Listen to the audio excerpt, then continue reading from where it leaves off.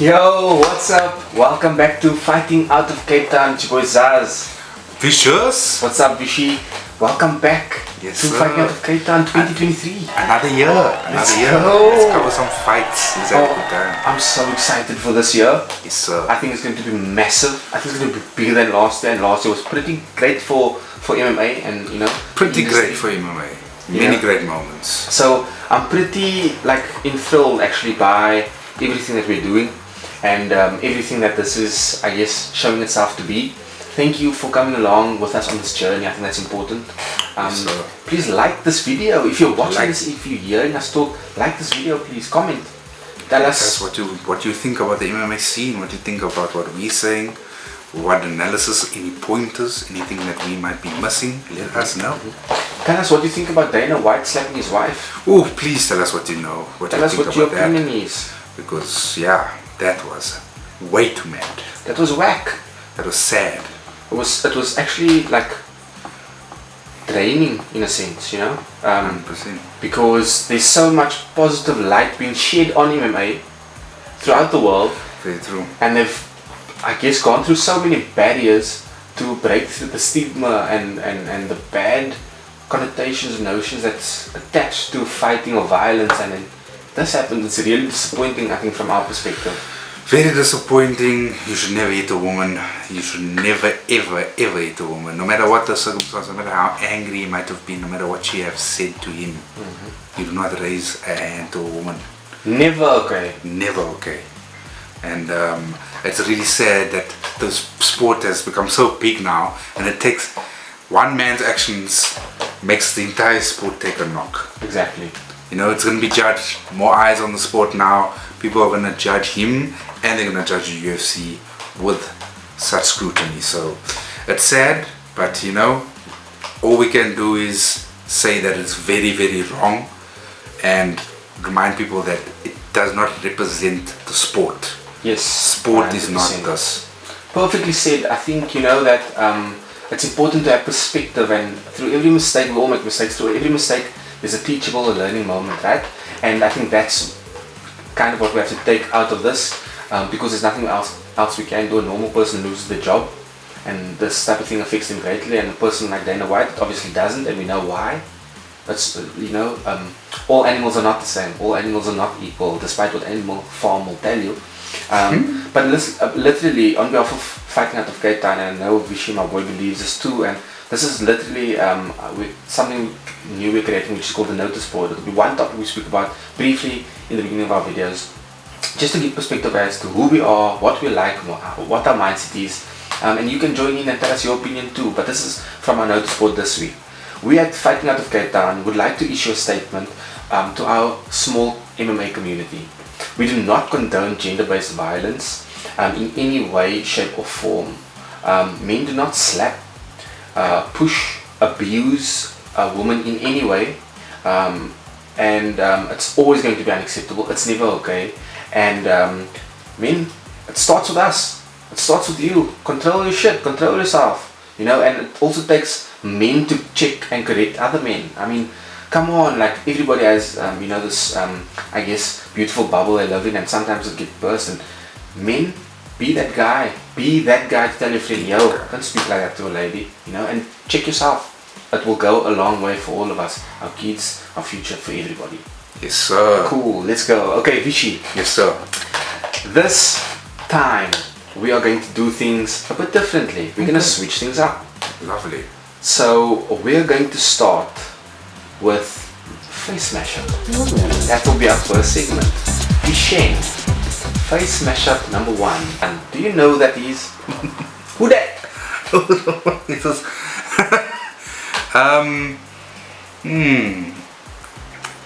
Is that? Are these people on the card? Yes, only Okay. on the card. Is that Jamal Hill?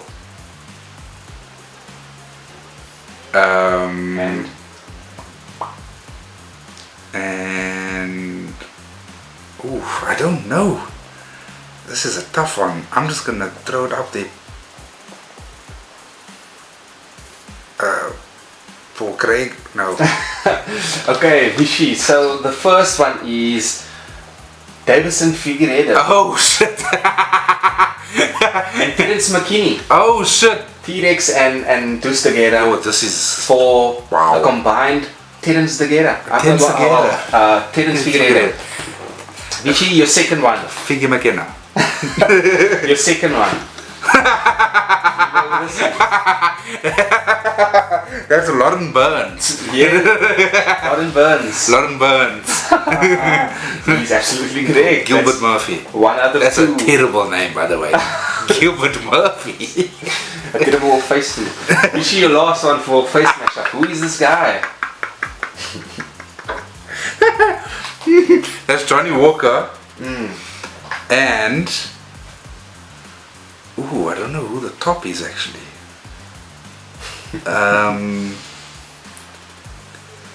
Tough. I'm in the business. Paul Craig. Is that what it is? Um, I'm gonna stop you there. You are correct. yeah. I will not let you debate that. You are correct. Let me just slide this up. The funny part is I first had it the other way around and then I realized, look at his final name. Paul Walker. Paul Walker! This motherfucker's dead. I could have been Johnny Craig, but Paul Walker just sounded better. Better. So, God damn. hold on, we my shoot word. round to 3. Our next segment is pick one or kick one. Pick one, kick one. Okay, Vichy, the first one for pick one or kick one is only one can win back the title in 2023. Which one do you pick and which one do you kick? Kamaru Usman or Izzy Adesanya? Israel Adesanya. Pretty easy. Pretty easy. Me too. I also like Leon quite a lot, even though Kamaru, we He's like the cool. African links. Yeah, Of he's course, cool. means I something to like us, him. But I also like Izzy more, man. You know. yeah, and of course, Like- same. And the story, I think would be amazing. Amazing. Okay, cool. Number 2 for pick one or kick one. Aljo or Henry Cejudo. They are at some point going to fight when Aljo's left bicep heals up. Which one do you pick and which one do you kick? Aljo Cejudo. Triple C. C. Oh, look, I think Triple C is an enigma for most people, and I don't think people understand why. Yeah. But I'm gonna go Aljo just because of the size and because I think he's also an amazing wrestler. It's not Cejudo, but it's still really good.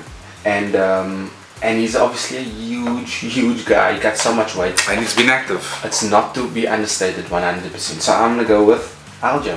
Nice. Okay, pick one, kick one. Aljo, Sugar Sean. Ooh, I'm going Aljo. I think that fight, I think the Sugar's fight with Peter Yan was pretty telling. I don't think Sugar is ready for the level yet. I know he's been fighting for a long time now. He's been fighting a lot of scrubs, but it was quite clear to me that Sugar Sean might not be ready for that title fight just yet. Completely agree.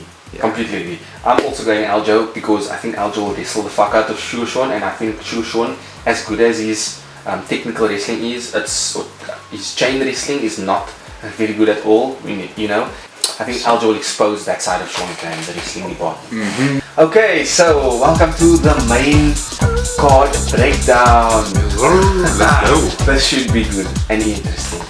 Vishen, the first part on your main card for UFC 283 in Brazil is a light heavyweight bout between Paul Craig and Johnny Walker, the Scot and the Irishman. Yo. Vishen, what are your thoughts? The Scottish Who wins and man how? versus Scottish whiskey. Who wins and how? Paul Bearju Craig. Yes. He's coming off to 4 out of 5 wins. He lost to Uzdemir last time out.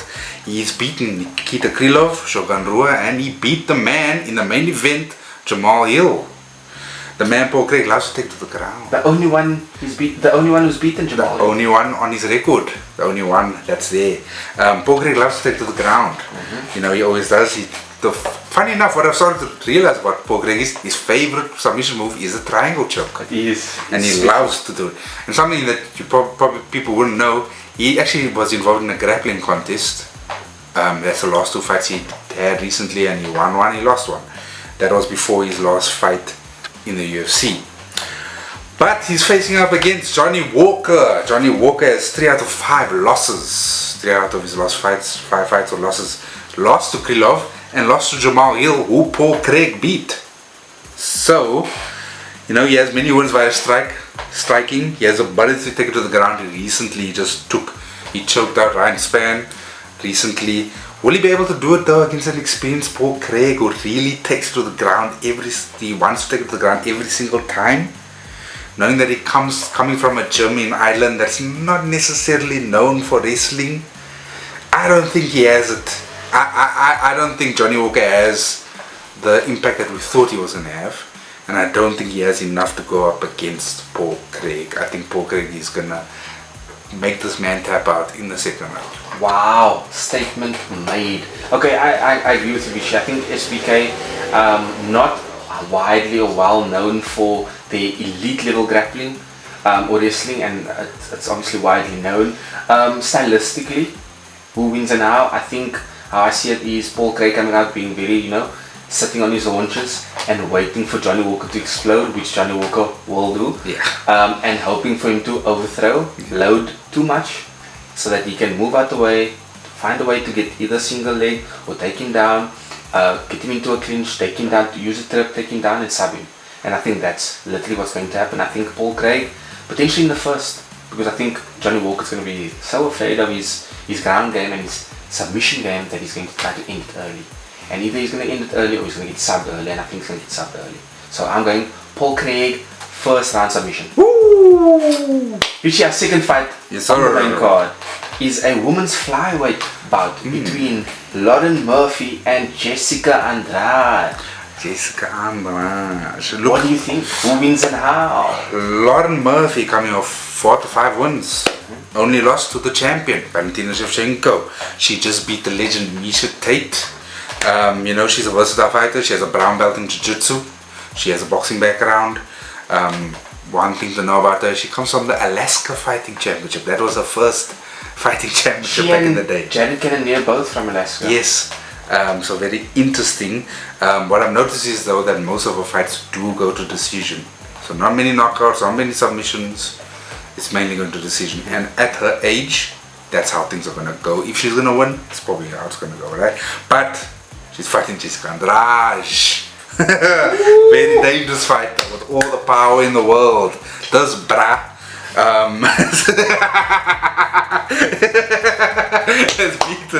she's beaten Amanda Lemo, she's beaten Cynthia Calvillo, she's beaten Caitlin Chukugian, but she also lost to the champion Valentina Shevchenko. Andrade also has the ability to be versatile. She has wins on the ground, she has wins on the feet. I think both women are always close to the top. I think they always get to the upper echelon or the mountain, and they always seem to fall short. So true. I think it's going to be interesting fight. I think the one thing that could separate them is their age. Lauren Murphy is 39. Yeah. Jessica Andrade is just early 30s, 31. And Andrade just has that power, man. She just has that ability to throw it on. So I think it might be a quick night, a one-rounder. Jessica Andrade should knock out Lauren Murphy in the first round. Ooh, wow. Look, I'm gonna say that I would not be surprised at all if that was the outcome. How I see it, Lauren Murphy, a hard-nosed fighter, a true martial artist, often knows she's not gonna knock people out, and goes in there courageously, all-rounded. But something that, because Jessica Andrade is so aggressive, I think people forget how well-rounded she is as well. So I think wrestling and boxing is really good, the stand-up is really good, and the balance between the two is exceptional, and that's why she'll, you know, really be there and be a former champion, etc. What highlights something that's highlighted in my mind is the fact that she has fallen 9 times, Jessica Andrade, meaning she's not prone to mistake, and Lauren Murphy could capitalize on a small opening. So, but I would still expect Andrade to finish it in spectacular fashion. First round knockout. Yes, sir. Okay, Vichy, your third fight on the main card is a welterweight bout between Gilbert Burns versus Neil Magny. Damn. Who wins and how? Burns coming out of 3 out of 5 wins. Beat Woodley, beat Thompson, but losing to his best friend and brother Kamaru Usman in that title fight, and losing to Khamzat Chimaev. Quickly, My friend Muji believes that Gilbert Burns beat Khamzat Chimaev that night, and I said it was really close, but I chose Khamzat.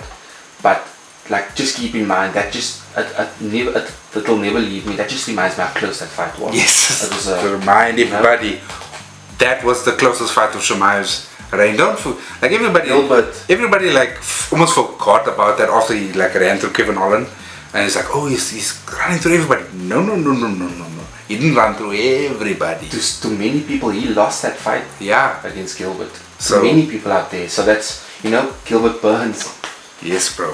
So the man who brought his talents to Sanford MMA, teaching people jiu-jitsu. He has great ability on the ground. We all know this. But I think in that fight against Chimaev, we saw it. He can stand and bang. He can stand and bang. He can really, really get into it with anybody on the feet. He's fighting against Neil Magny. Neil Magny is coming out of 3 out of 5 as well. He beat D-Rod, he beat Jeff Neal, and he beat Max Griffin. Unfortunately losing to the Phenom that's on his way up, Shavkat. But he recently won by a Darce choke, Neil Magny. His first submission win of his career. Wow. So, however, he's coming up against a killer on the floor, and he definitely won't have the ability to knock Gilbert Burns out because we see that neck. Yeah. You know what I mean?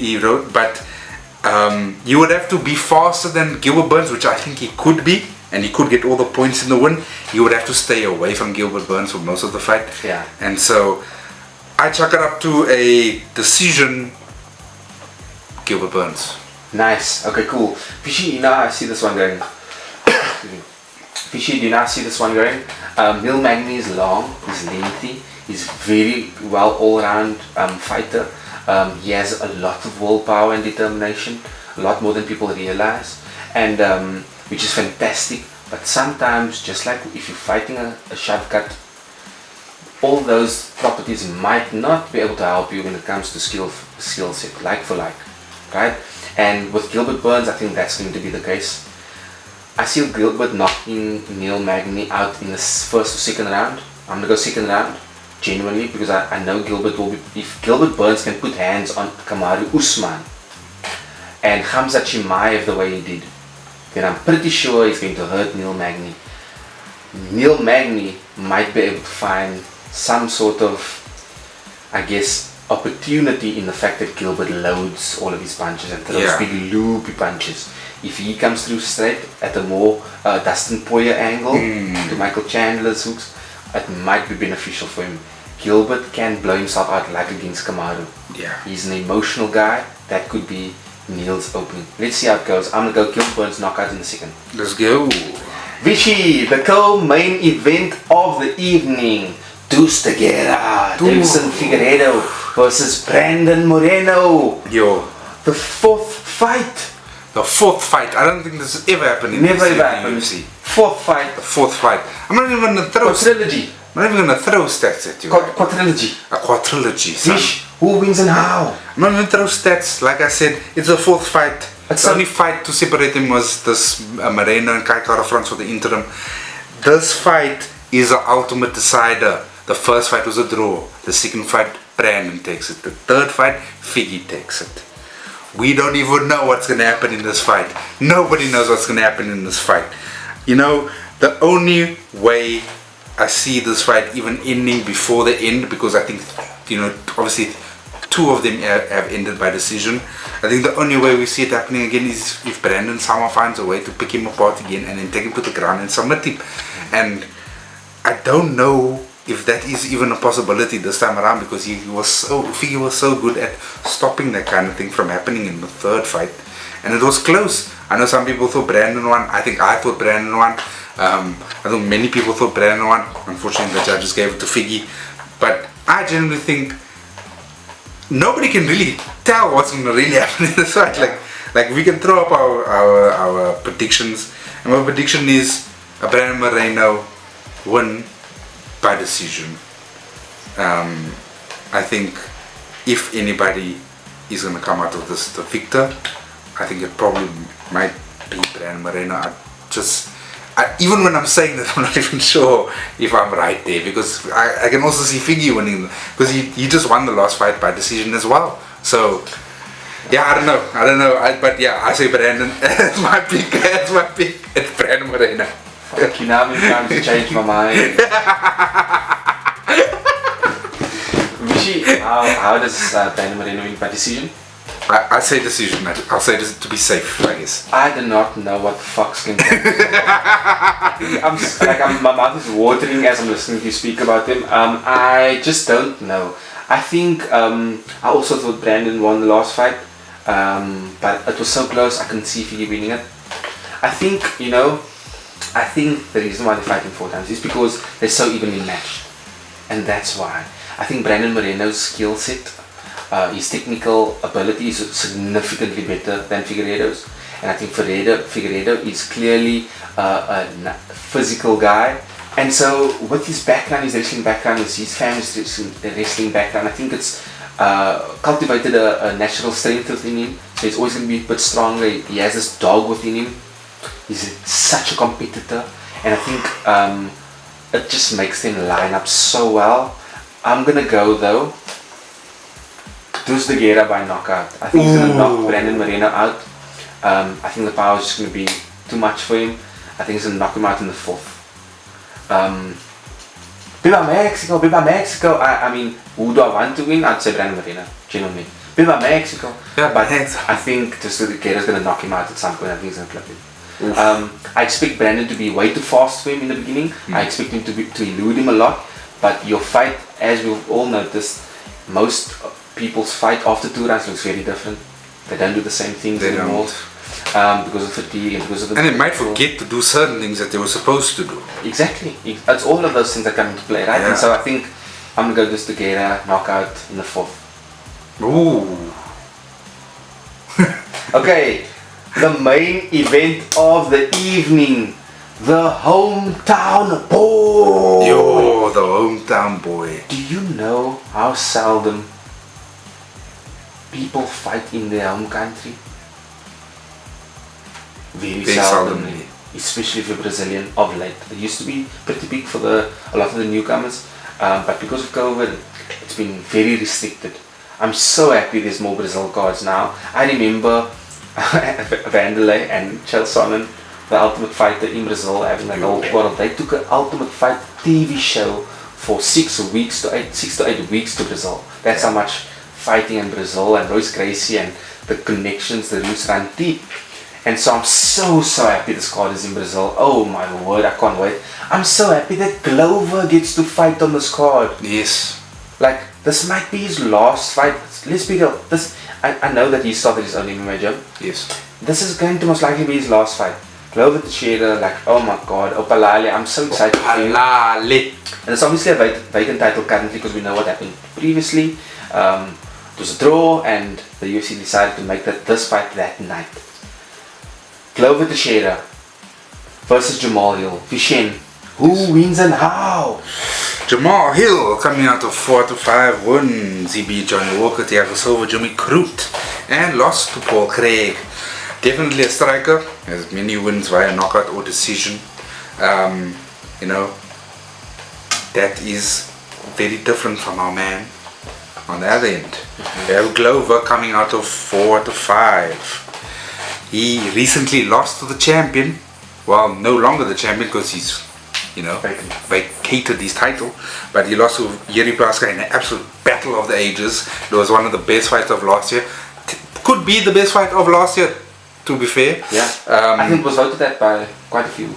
It was a crazy fight in the last round. It was back and forth. Everybody thought it was going to decision, and it didn't. For a man at that age to be fighting against one of the toughest fighters in that division, to be fighting at that level is crazy. It's mind blowing. You know what I mean? You know, he can do it all. He can wrestle, he can strike. You saw it in that fight. He can do it all. He can keep up with the best of the best. And I don't know. I think this is. I agree. I think this is his last fight.